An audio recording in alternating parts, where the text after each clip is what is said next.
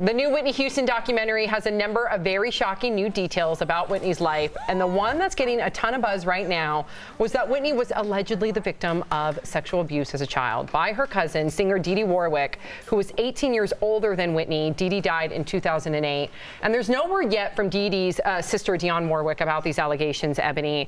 And many people on social media are saying that it's not even fair for the documentary to bring up these allegations, considering that Dee Dee and Whitney Houston have passed on. Or do you disagree with that? I think that we should let her rest in peace. And I think this was not something that Whitney said herself to the public, but she said to a family member.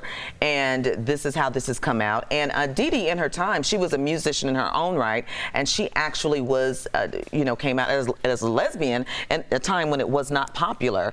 I just don't know if this really adds anything to what we look at Whitney Houston's legacy. But would it give you more context to Whitney? And maybe that's not fair for me to say. Maybe it'll give us a bird's eye view on why Whitney acted the way she did. I was about to say, I think it does. I mean, we sat here and watched maybe one of the most talented entertainers of our lifetime dissolve in front of us over the course of 15 years with really no explanation. I mean, we giggled at the time, but we watched that reality show that they had. I guarantee you they can't even rerun that. Right. It was like watching two people killing themselves, and we sat back and laughed. And then when it ended as tragically as it did with losing her and her daughter, now everybody's all tightened up. But we sat there. She was a running joke for years. I don't know, crackhead like that. And like we see this behavior, and maybe this explains some of it because we really don't have any reason. No one said anything. And the story becomes very convoluted too, because Whitney's brother actually came out and said that he was touched as well by a female member of the family. They assume that to be her.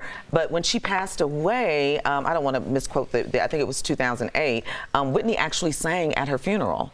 Well, it's complicated. You never know when it comes to abuse. Right. If there was abuse, the layers of people, sometimes they feel ownership. Right, and sometimes people described Whitney as being someone that was asexual, you know what I mean?